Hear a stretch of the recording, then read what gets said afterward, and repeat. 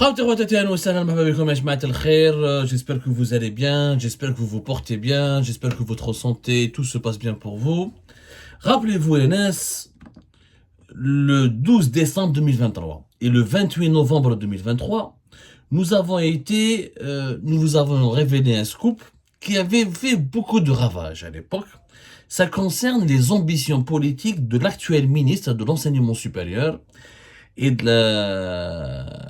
l'enseignement supérieur de la recherche scientifique, M. Kamel Beddari. Kamel Beddari, qui est un brillant universitaire, a, depuis le dernier trimestre de l'année 2023, voire le deuxième semestre, depuis la fin de l'été, depuis l'été 2023 et la fin de l'été 2023, au cours de l'été 2023, a commencé à nourrir des ambitions présidentielles. Kamel Beddari est originaire d'une région هو مبسكرة ولكن هو شاوي ويعرف سعيد شنقريحة. On prête même des liens d'amitié et une certaine proximité entre Kamel Beddari, l'actuel ministre de l'Enseignement supérieur, et Saïd Chengreha. Et dans plusieurs rencontres officielles ou formelles, lorsqu'il y a le gouvernement, lorsqu'il y a des cérémonies officielles où les ministres, les membres du gouvernement sont présents et que les membres de l'état-major de l'armée sont aussi présents, on voit toujours des apartés où il y a des salutations très chaleureuses et des relations vraiment amicales entre Saïd Chengreha et Kamel Beddari. Les deux, c'est des Chaoui là où il est de Beskra. Voilà. L'un, il est né à Beskra, l'autre, il est né Chengreha. Rappelez-vous, il est né dans une localité Kantara. Normalement, il est voilà, Kantara, exactement, qui géographiquement appartient dans la wilaya de Beskra, ou elle fait partie du pays Chaoui. Les deux sont Chaoui, les deux ont des bonnes relations, on leur prête même une relation d'amitié, des connaissances, des intermédiaires. Plusieurs membres de l'entourage de Chengreha connaissent aussi Kamel Beddari. Kamel Beddari affiché, avec son entourage direct. On a parlé qu'il voulait se présenter aux élections présidentielles, qu'il a même commencé à activer dans les coulisses du pouvoir, à parler avec l'entourage de Chengreha. Il aurait envoyé des messages à Saïd Chengreha. Il a même tâté le pouls au sein du gouvernement. Son entourage a commencé à bouger avec les médias, avec les diplomates étrangers. Il a commencé à vendre sa personnalité et son profil comme étant quelqu'un qui pourrait être le plan B du pouvoir algérien, au cas où Abdelmajid Tebboune ne pourrait pas briguer un deuxième mandat. Et il est vrai que Kamel Beddari a un profil très intéressant. Il a quand même 64 ans, il est bardé de diplômes, il a été formé en Union soviétique, en Russie, il a collaboré avec des universités américaines. C'est quelqu'un qui est vraiment assez... Il a un beau profil, la vérité. Il a un profil, docteur d'État en sciences physiques et mathématiques. Il a fait l'Institut de la Terre, l'Académie des sciences de l'URSS à Moscou. Il a fait un PhD en physique et mathématiques à l'Institut de physique de la Terre, l'Académie de la science en Moscou. Il a fait deux diplômes. À Moscou. Ingénieur d'État en géophysique.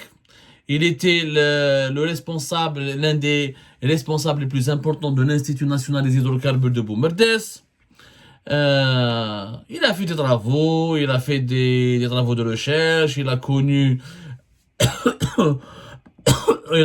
quand même des chercheurs russes, il a connu des chercheurs américains, il était professeur contractuel, il a travaillé avec l'université de Oklahoma aux États-Unis, l'Institut algérien du pétrole de Boumerdès. Il était recteur de l'université de Msila, recteur de l'université de Bouira, vice-recteur de l'université de Mohamed Bougara de Boumerdès. Il a une carrière universitaire assez respectable. Franchement, il a eu plusieurs publications sur toujours dans le domaine des mathématiques, la géophysique. C'est quelqu'un qui a vraiment un parcours respectable. Il avait utilisé essentiellement son chef de cabinet, un certain Touver Gendouzi, qui était lui-même un des membres des staffs de la campagne de Abdelmajid Tebboune. Il était le responsable du QG ou de la campagne de l'équipe de la campagne qui faisait la campagne électorale d'Abdelmajid Tebboune dans la wilaya de Saïda. وهذاك توفيق Guendouzi, il connaît, il a pas mal d'entrées au sein du pouvoir algérien, notamment avec la presse, où Toufiq Guendouzi lui a dessiné une stratégie médiatique. D'ailleurs, vous allez voir la Kamel Beddari, si vous remarquez, si vous faites la revue de presse de l'UNTV, de la télévision officielle, de la presse privée algérienne, dans les quotidiens les plus, on va dire, les plus importants du pays, et les médias les plus importants du pays, Kamel Beddari est souvent cité, montré, filmé, photographié. Il bénéficie d'une exposition médiatique assez intéressante. En tout cas, il bénéficie d'une exposition médiatique beaucoup plus positive et beaucoup plus importante et considérable que ses autres collègues membres du gouvernement. Moi, les révélations de l'Idernahum, c'est vrai, on a jeté un pavé dans la mare, les gens se sont intéressés à lui, il s'avère que, c'est que ses ambitions ont commencé à déranger. Il y a des gens au sein de l'entourage de Abdelmajid Tebboune notamment, et peut-être même Abdelmajid Tebboune en personne, n'ont pas du tout apprécié le fait qu'un média comme Algérie Part dévoile, révèle les ambitions présidentielles de Kamel Beddari. Donc des gens ont commencé à avoir peur de lui visiblement. Et aujourd'hui, c'est vrai qu'il est toujours ministre de l'enseignement supérieur, qu'il n'a pas été limogé. Ça aurait été... Abdelmajid Tebboune n'aurait pas pu le limoger. S'il avait licencié la limogé, juste après nos révélations sur ses ambitions présidentielles, ça aurait été une confirmation officielle qu'il gêne, il dérange, qu'il est une menace contre le deuxième mandat et que le pouvoir, en tout cas le clan présidentiel de Tebboune, l'a neutralisé justement pour le mettre à l'écart et pour l'empêcher éventuellement de présenter une candidature ou là de participer à la course pour les élections présidentielles. Donc, ça aurait été une vengeance bête et méchante et tout le monde, l'opinion publique, aurait fait la liaison entre les révélations d'Algérie Part et son limogeage. Il n'a pas été limogé, par contre, il est dans des sales draps. Kamel Beddari, nous avons pu prouver, ou nous avons pu confirmer, voilà, au cours de nos investigations, qu'il a été placé sous ISTN. Il est ministre membre du gouvernement, mais il est sous ISTN. Il est interdit de sortir du territoire national. Pire encore, il avait 2 missions à l'étranger. Il avait demandé à partir à l'étranger pour 2 missions. Il devait partir à l'étranger pour 2 missions, pour participer à des événements internationaux. En tant que ministre de l'enseignement supérieur, représentant de l'État algérien, on lui a interdit de partir à l'étranger et on a refusé de lui offrir une dérogation. Il est interdit de sortir du territoire national. Un ministre, membre du gouvernement, mais interdit de sortir. Ça n'a pas de sens. شوفوا الدولة انهيار مصداقية الدولة، الهيبة تاع الدولة انهارت. La valeur morale de l'État algérien et son capital moral a été totalement dilapidé. Donc, comme ils ne peuvent pas le limoger et le licencier juste après les révélations d'Algérie Part, parce que ça aurait provoqué un malaise général et ça aurait confirmé que le clan présidentiel se venge contre lui, ou il veut le neutraliser, comme je l'ai dit, ou il veut l'abattre, parce qu'il pourrait perturber les élections présidentielles, il pourrait perturber le projet du deuxième mandat. Ils lui ont créé des problèmes, ils l'ont interdit de sortir du territoire national. Bon, après, nous, on dit clairement, Kamel Beddari n'est pas tout miel, tout sucre. Et nous avons fait une enquête, et d'ailleurs, dans sa course, dans la perspective de ses ambitions présidentielles, Kamel Beddari, comme il s'est rapproché de Saïd Chengueleha, il a essayé de se rapprocher de plusieurs autres anciens ou actuels ou responsables influents du régime. Avant d'être limogé, Farid Zindine Benchir, le patron de la police algérienne, c'était lié à Kamel Beddari, ou plutôt c'est Kamel Beddari qui avait fait les yeux doux à Benchir pour gagner son amitié, pour gagner son soutien, au cas où il aurait eu besoin de l'appui de la police. Le patron de la DGSN en Algérie, ça reste quand même l'un des personnages les plus influents de l'État, surtout que Benchir a accumulé un pouvoir et une influence certaine et incontournable de 2021 et 2023. La preuve, il y a eu un incident assez grave qui a été passé sous silence dans le secteur de l'enseignement supérieur. Le 1er décembre 2022, il y avait la directrice de l'école supérieure d'enseignement d'Al Qubba, Madame Raziqa Mahdawi, qui est décédée, qui est morte dans des conditions troublantes, juste après une entrevue privée avec son ministre Kamel Beddari. Kamel Beddari tlaqa biha, il y a eu une entrevue privée. Juste après cette entrevue, elle est morte. Visiblement, un arrêt cardiaque. On n'a jamais voulu préciser exactement les circonstances de sa mort. Beaucoup de membres des proches de la défunte et des connaissances de la défunte ont rapporté dans les coulisses du régime algérien que Madame Razika Mahdawi a subi beaucoup de pression de la part de son ministre, beaucoup de pression, beaucoup de réprimandes, qu'il aurait mal parlé, qu'il l'aurait brimé, intimidé, et ça lui aurait fait du mal, et ce qui a provoqué un pic de tension ou un malaise cardiaque qui a malheureusement s'est soldé par son décès. La police devait faire une enquête. Parce que voilà, un cadre, ça reste un cadre de l'État, Madame Razika Mahdawi, Allah yarhamha. Et la défunte était un cadre de l'État, elle a sorti de nous trouver avec le ministre, elle meurt, il fallait une enquête.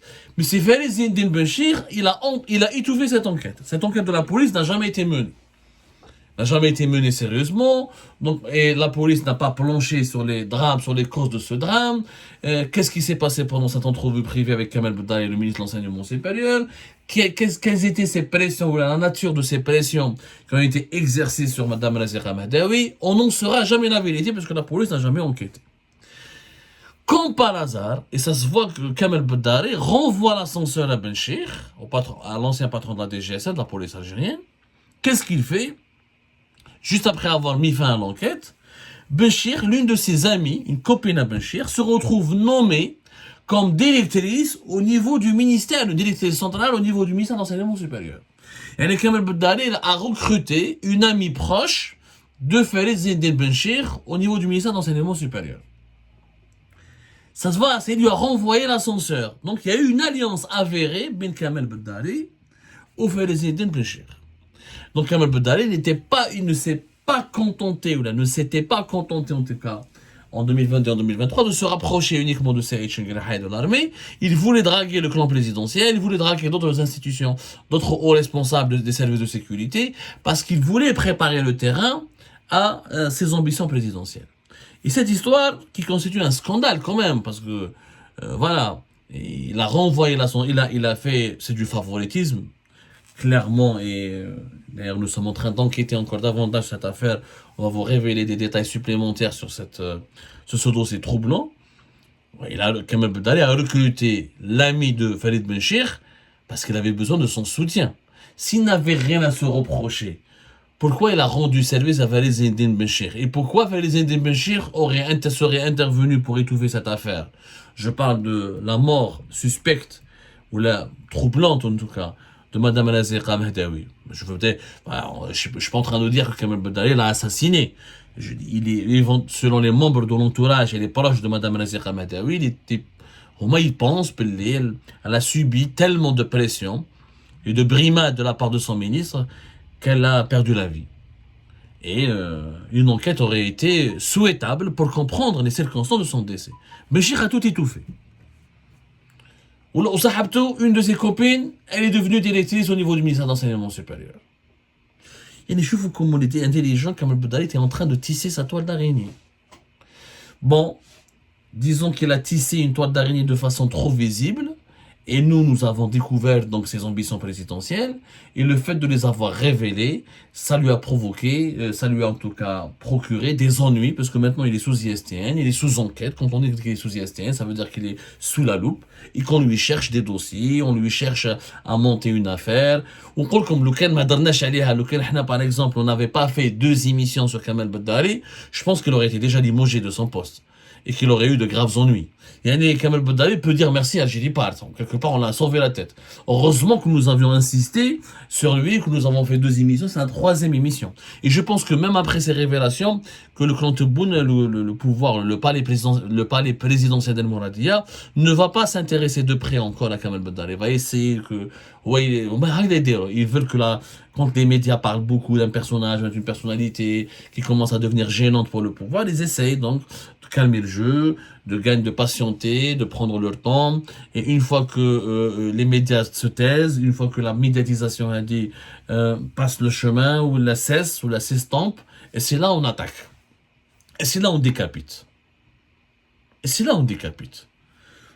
Donc, est-ce que Kamel Bedaï a les épaules suffisamment solides? Est-ce qu'il a les coups des franges, comme on dit? Est-ce qu'il est capable de résister éventuellement aux pressions qui vont avoir qui vont s'exercer sur lui? Est-ce qu'il pourra résister aux menaces, aux intimidations, aux coups bas qui l'attendent dans les salons du Sirail?